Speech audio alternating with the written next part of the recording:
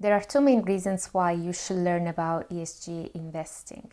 First of all, it's been shown that ESG as a style can outperform traditional investing, and according to the latest research published by the Harvard Business School, this is true not only over the long term, but also in the short run at times of market stress.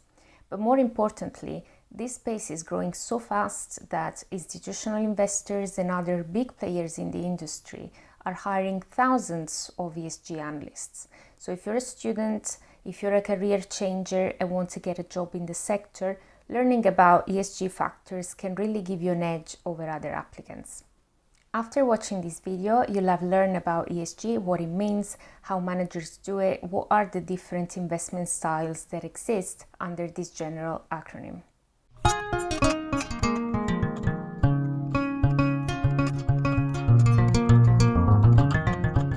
ESG stands for Environmental, Social and Governance. Together, these three letters represent a framework to analyze companies.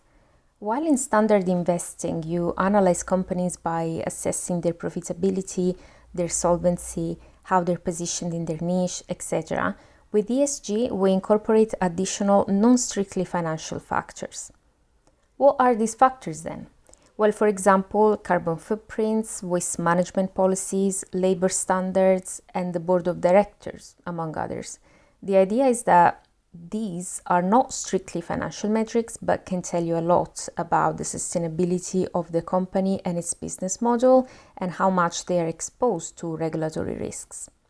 So now let's have a look at the different ESG styles. While ESG investing is a generic term, there are actually 5 main approaches that portfolio managers use. From left to right, we find first exclusion, also called negative screening.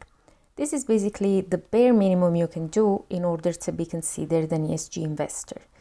If you follow this style, you have to exclude from your portfolio companies and sectors whose products harm the environment or societies, such as fossil fuels, alcohol, tobacco, or gambling.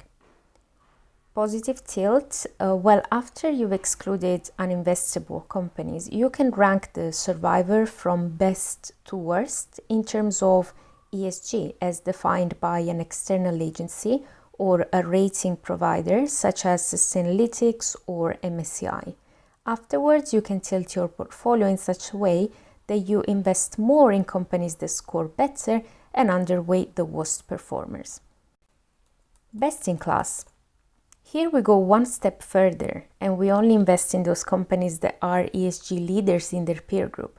So we restrict our investment universe only to those companies that display top scores in terms of sustainability. Thematic is an investment style that targets only those sectors or companies that pursue a specific sustainable theme, which could be environmental sustainability, or it could be financial inclusion or gender equality. Impact investing is similar to thematic because it also explicitly targets a social or environmental improvement, but in order to qualify as an impact investor, you must demonstrate intentionality and measurability of your impact, which means that the targeted sustainable goal has to be included in the mission of the company or the prospectus of the fund. And also, they need to assess and report the performance of their impact investment.